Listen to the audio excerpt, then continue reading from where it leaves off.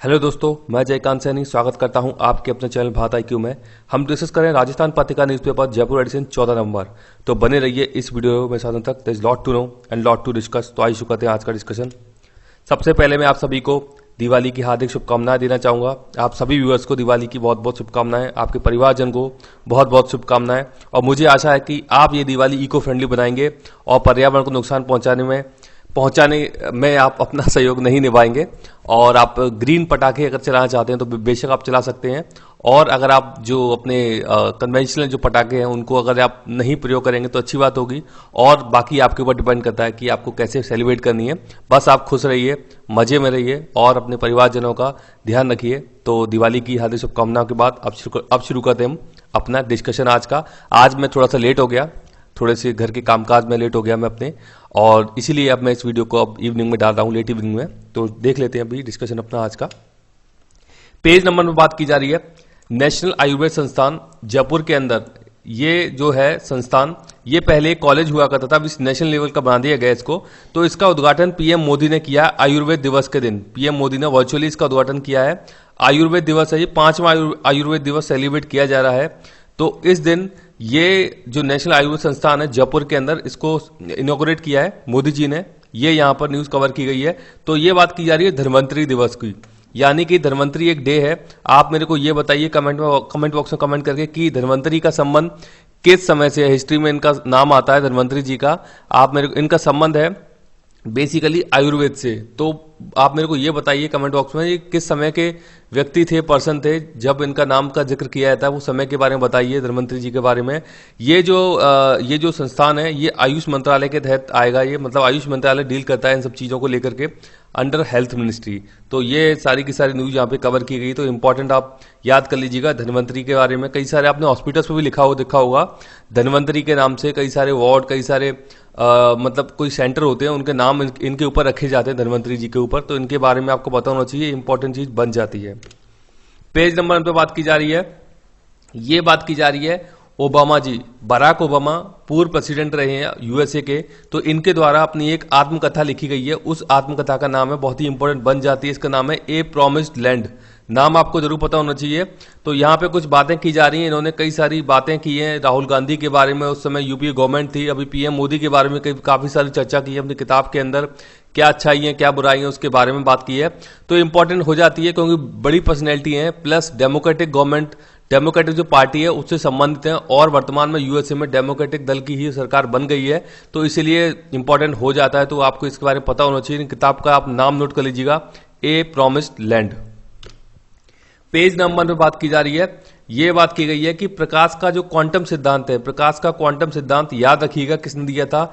ये सिद्धांत दिया था अल्बर्ट आइंस्टीन ने। तो अल्बर्ट आइंस्टीन बहुत ही फेमस व्यक्ति हैं, आपको पता होगा। इन्होंने प्रकाश का क्वांटम सिद्धांत दिया था। अब ये जो सिद्धांत है इसमें लाइट और मेटल होते हैं, दोनों के दोनों शामिल। ये जो क्वांटम सिद्धांत है प्रकाश का, इसमें लाइट और मेटल शामिल होते हैं। ये आपको पहली बार पता होना चाहिए। लाइट में जो पार्टिकल्स होते हैं, लाइट में जो पार्टिकल्स शामिल होते हैं उन्हें फोटॉन्स कहा जाता है। ये बहुत इंपॉर्टेंट टर्म है एक, कि लाइट में जो पार्टिकल्स होते हैं उनको मतलब जो प्रकाश का क्वांटम सिद्धांत है उसके दो कंपोनेंट हैं, लाइट और मैटर। लाइट में क्या होता है, लाइट में जो कंपोनेंट है वो है पार्टिकल्स, पार्टिकल्स को फोटॉन्स बोला जाता है। इसके अलावा अब ये मैटर जो है, मैटर के जो पार्टिकल्स होते हैं उनको बोला जाता है इलेक्ट्रॉन, प्रोटॉन और न्यूट्रॉन। तो ये बेसिक आपको पता होना चाहिए इसके बारे में कि क्वांटम जो सिद्धांत है, क्वांटम थ्योरी है, उसके अंदर लाइट और मैटर शामिल होते हैं। और लाइट में क्या चीजें होती हैं और जो मैटर होते हैं उसमें क्या क्या चीजें शामिल होती हैं। तो फोटॉन्स आपने कई बार नाम सुना होगा, तो इसके बारे में आपको पता होना चाहिए, इंपॉर्टेंट है। अब इस समय के लिए इतना मतलब काफी है, ये आपको इसके बारे में पता होना चाहिए क्योंकि क्वांटम सिद्धांत की यहाँ पे डिस्कशन किया गया है। कई बार साइंस का जो सिलेबस होता है आपके एग्जाम, कॉम्पिटिटिव एग्जाम्स में, वहां पे इसका संबंध में प्रश्न पूछा जा सकता है। पेज नंबर 3 में बात की जा रही है, बहुत ही इंपॉर्टेंट। ये एक बर्ड है जो कि भारत में माइग्रेट करके आता है प्रति वर्ष हजारों किलोमीटर दूर से। इस पक्षी का नाम है कुर्जा पक्षी। तो कुर्जा एक प्रवासी पक्षी है। प्रवासी मतलब कि जो विदेश से भारत में आता है प्रति वर्ष। तो यहाँ पे बताया जा रहा है कि इनकी संख्या में काफी कमी है, देखे नहीं जा रहे हैं ये। तो ये बड़ी चिंता का विषय है। जो पक्षी विशेषज्ञ हैं उन्होंने ऐसा बोला है कि अभी ज्यादा दिखाई नहीं दे रहे हैं ये। अब इसका नाम आपको अंग्रेजी में पता होना चाहिए, इसका नाम है डेमोसाइल क्रेन, ये भी आपको पता होना चाहिए। आपने सारस क्रेन का नाम सुना होगा, उसी की फैमिली में से है ये सारस क्रेन की।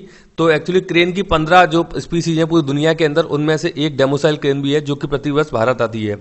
अब ये जो पक्षी है ये विदेशों से आता है प्रतिवर्ष, और इसलिए इस हेतु एक स्थान है जोधपुर के अंदर, इसका नाम है खीचन। तो खीचन बहुत ही फेमस स्थान है, जोधपुर के अंदर स्थित है खीचन, याद रखिएगा आप। ये कुर्जा की साइट सीइंग के लिए यहाँ पे कम्युनिटी यहाँ पे इनको हेल्प करती है, कुर्जा जो पक्षी है तो उसकी साइटिंग के लिए बहुत ही फेमस स्थान है खीचन जो है राजस्थान के अंदर। आपने एक गीत भी सुना होगा इसके संबंध में, ये प्रेम और विरह के प्रसिद्ध लोकगीत जो राजस्थान में बनाए गए हैं वो कुर्जा के ऊपर ही बनाए जाते हैं, ये भी आपको पता होना चाहिए। और बहुत ही प्रसिद्ध एक गीत है, कुर्जा ये मारो भंवर मिला दीजो। तो ये कुर्जा पक्षी के बारे में आपको कुछ इंपॉर्टेंट चीज पता होना चाहिए, क्योंकि एनवायरमेंट और वाइल्ड लाइफ के हिसाब से इंपॉर्टेंट हो जाता है ये। पेज नंबर 7 में बहुत ही अच्छी एक तस्वीर यहाँ पे ये आई है एक्चुअली न्यूज़पेपर में। तो इटली की तस्वीर आप देख सकते हैं कि कोरोना की चैलेंजेस हैं उसको लोग कैसे डील कर रहे हैं।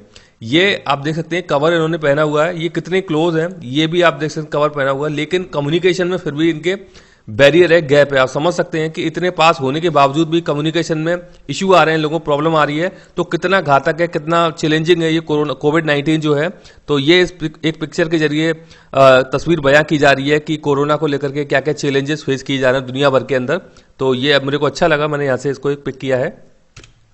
पेज नंबर 9 पे बात की जा रही है, ये बात की जा रही है एक रेसर है, महिला रेसर है, इनका नाम है, विश्व चैंपियनशिप जीत चुकी हैं ये सलवा ईद नासिर है इनका नाम। 400 मीटर में विश्व चैंपियनशिप रह चुकी हैं ये।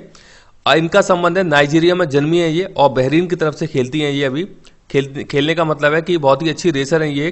तो टोक्यो ओलंपिक में प्रतिबंध लगाने की बात की गई है, इनके ऊपर प्रतिबंध लग सकता है टोक्यो ओलंपिक में, क्योंकि उन्होंने कुछ इस प्रकार का पदार्थ का यूज किया है, तो उसके चलते इनके ऊपर प्रतिबंध लगाया जा सकता है।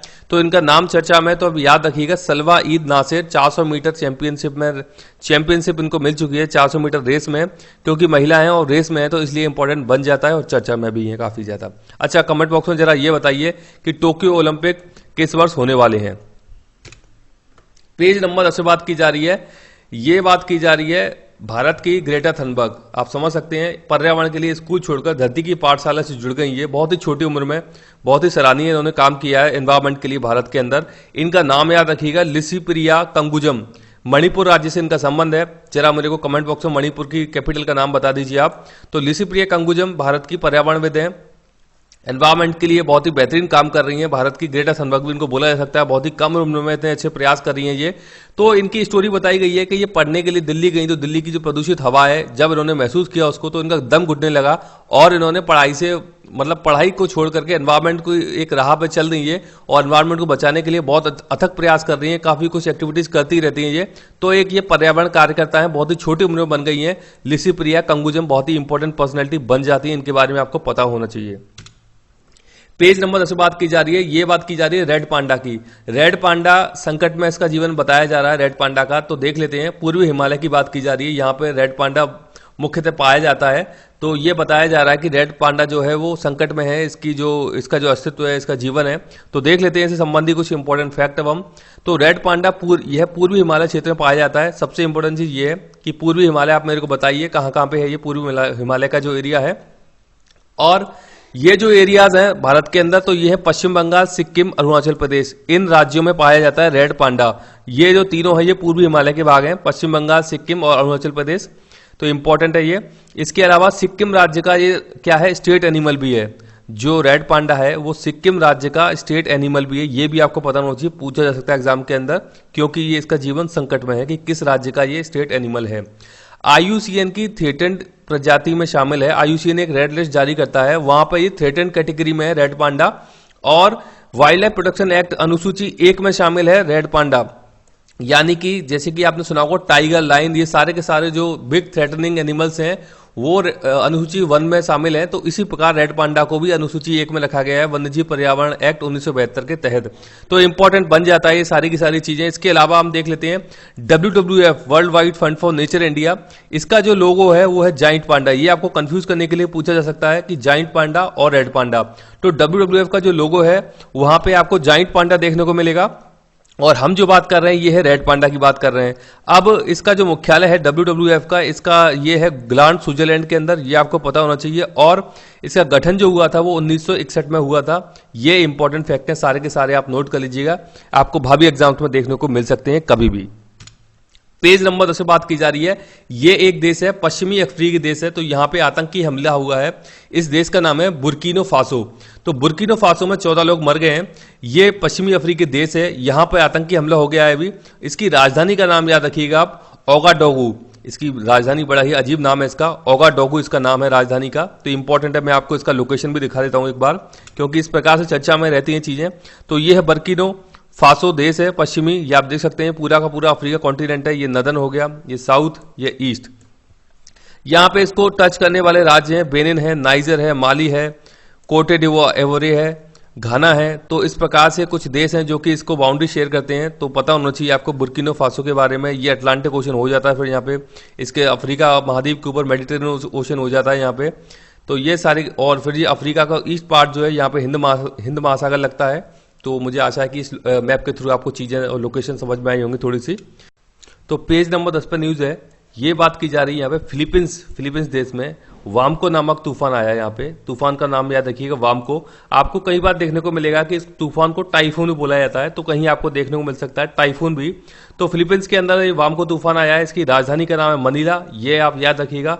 तो यहाँ पे न्यूज के बारे में कवर की गई है, मैं आपको इसका ज्योग्राफिकल लोकेशन दिखा देता हूँ एक बार। तो ये आप देख सकते हैं, ये है फिलीपींस देश। ये कई सारे आइलैंड से मिलकर बना हुआ है। ये लुजोन एक द्वीप है जिसके ऊपर फिलीपींस की कैपिटल मनीला है। ये भी कई बार प्रश्न पूछा गया है, तो याद रखिएगा लुजोन द्वीप के ऊपर फिलीपींस की जो कैपिटल है मनीला स्थित है। यहाँ पर पैरासल आइलैंड है और स्पार्टले आइलैंड, ये फिलीपींस के ही भाग हैं दोनों के दोनों। यहाँ पे काफी मात्रा में कच्चे तेल के भंडार हैं। ये जो एरियाज हैं साउथ चाइना सी में, आपको पता होगा विवाद रहता है, चीन इस पर अपना कब्जा जमाने की कोशिश करता है और दावा करता है कि ये जो दोनों के दोनों आइलैंड है ये चीन के आइलैंड है, क्योंकि ये जो क्षेत्राधिकार है इस पर चीन अपना मतलब कि काबिज चीन का क्षेत्राधिकार है इसके ऊपर। चीन इस पर दावा करता है कि ये जो एरिया है मेरा है, तो ये दोनों के दोनों आइलैंड भी मेरे हैं। तो ये इस प्रकार से विवाद चलता रहता है साउथ चाइना सी एरिया में। तो यहाँ पे आप देख सकते हैं, ये फिलीपींस सी देख सकते हैं यहाँ पे आप। और फिर ये जो पार्ट आ जाता है पूरा का पूरा इस साइड में, ये पैसिफिक ओशन यानी कि प्रशांत महासागर होता है। तो मुझे आशा है कि वीडियो आपको अच्छा लगा होगा। वीडियो अच्छा लगा है तो जरा सा लाइक करें, शेयर करें, सब्सक्राइब करें, ताकि और भी लोग इस प्रकार की वीडियो का फायदा उठा सकें। यदि आप कोई मुझे सुझाव भेजना चाहते हैं तो कमेंट बॉक्स में भेज सकते हैं या फिर मेरे को ईमेल भी कर सकते हैं। इसी के साथ धन्यवाद, दिवाली अच्छे से मनाइए और मिलते हैं अगली वीडियो में कल।